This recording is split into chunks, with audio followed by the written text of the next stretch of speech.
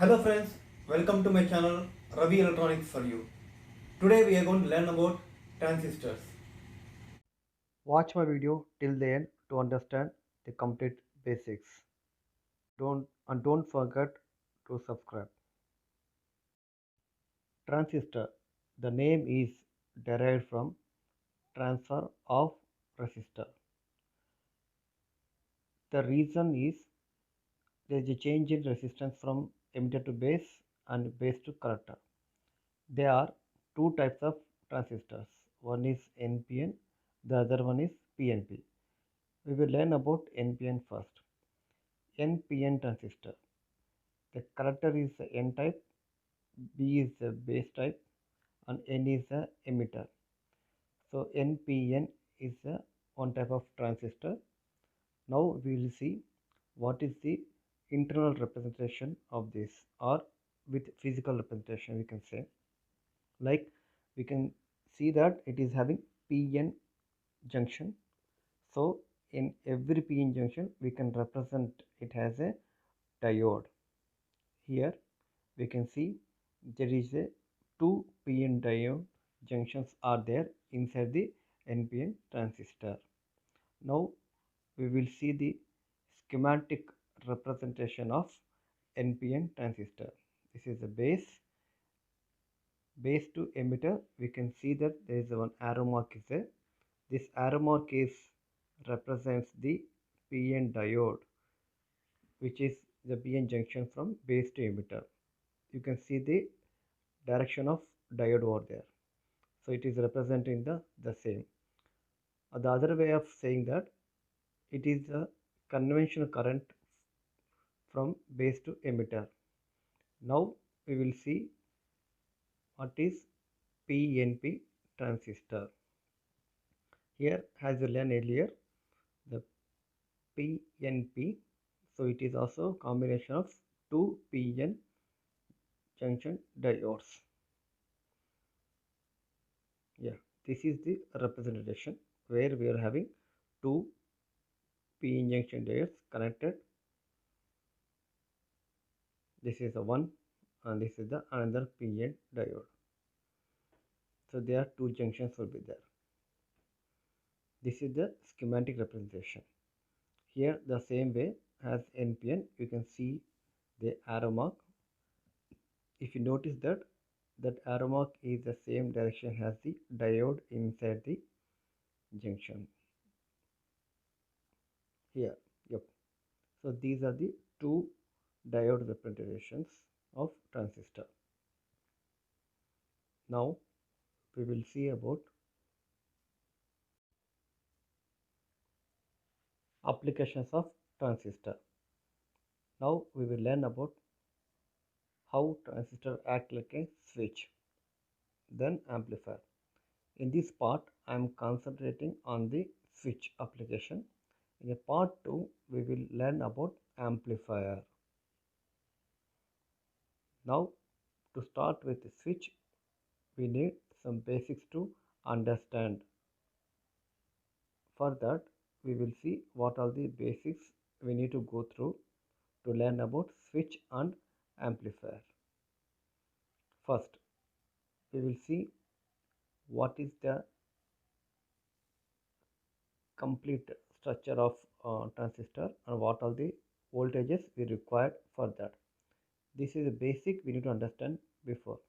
Now VB is the base voltage and VC collector voltage and VE is the emitter voltage. So this is base, collector and emitter. The voltage applied from base to emitter is called as VBE, and this is the NPN transistor. This is the VBE voltage applied. This should be greater than 0.6 volt. Now we will learn about the set of rules required to make the transistor function or operate. First thing is we should know that VC should be greater than VE. That is the first rule. And the second rule is VBE should be greater than 0.6 volts. So here 0.6 is represents the diode in between base to emitter junction. So it should be greater than 0.6 source. The input should be greater than 0.6 source to make this junction forward bias. Then the third rule is IC should be equal to beta times of IB. The other one is the emitter current should be combination of IC plus IB. These things we will do simulation and will make understand how these rules are going to be obeyed in our circuits.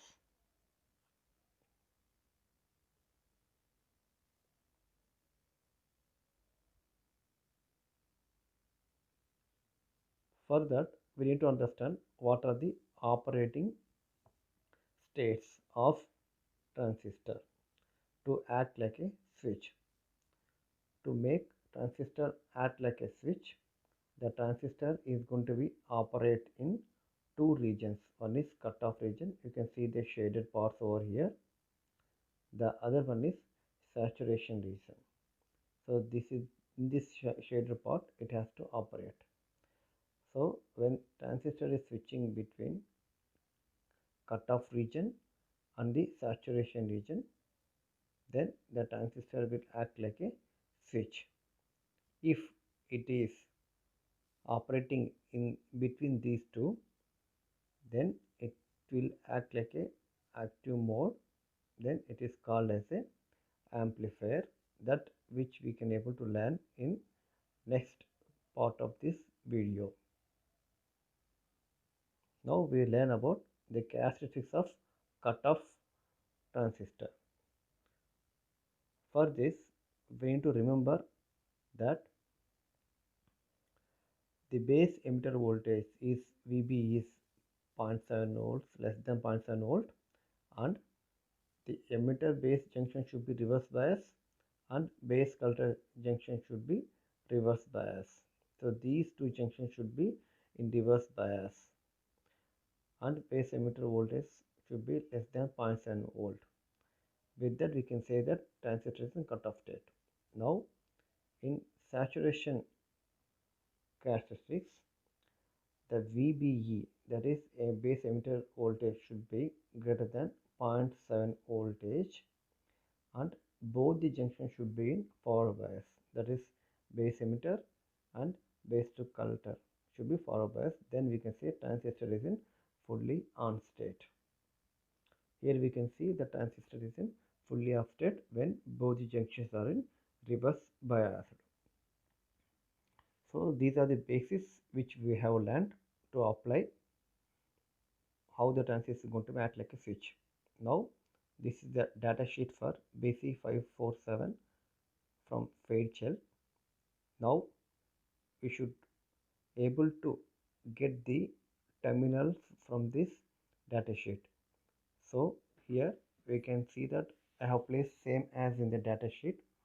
With that we can able to know that what are the terminals for this. So each manufacturer will have different terminologies. So depends upon the data sheet only. We need to know what is the exact one. Here one thing we need to remember, this is the base emitter on voltage. As I said earlier, 650 millivolt is minimum required, that is actually sorry, it is a typical voltage required to make the junction turn on.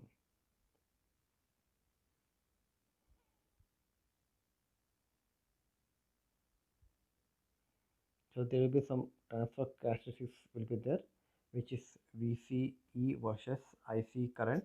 So these things also we should consider while designing.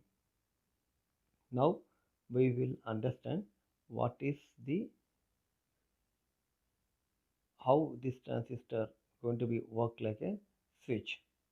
I have a typical circuit where I am having control input which makes the transistor turn on, and the LED is going to be turn on, depends upon the transistor switch on off functionality. Here now we are going to simulate the same circuit, and we will see how the flow of electrons in base to emitter junction and the other junction. Now I am going to simulate that. So this is the equivalent representation when the transistor turn on and off. Yep, this is the circuit which I am going to simulate. Before that, we will remember the rules one more time. Here you can see the VC should be greater than VE and VB should be greater than 0.6 volts. Now VBE, we are going to change that voltage. Now it is 293 millivolt. So the transistor is in off state. To make this transistor turn on, it should be greater than 0.6 volts. Now there is no flow of electrons. We will change the base voltage to 600 millivolt so that the transistor will start conduct. The base to emitter junction will be in forward bias, then the transistor will start conducting. So you can observe that when the voltage is greater than 600 millivolt, the transistor is turned on, the LED also turned on. We can see the electrons flow. Now I am going to reduce that. You can notice the electrons flow is going to stop. See, here the electrons are stopped. It means the transistor is open state. When it is greater than 600 millivolt, the transistor is closed. Then the current will flow through the transistor from collector to emitter. I just increased that. Now you can see that complete transistor is fully turned on. You can see the base current and you can see the emitter current also. Here you can see the total current flowing through the LED is 15.68 milliamperes. This is how we can say the transistor works like a switch. In next video, I am going to explain about amplifier. Please subscribe to my channel to get the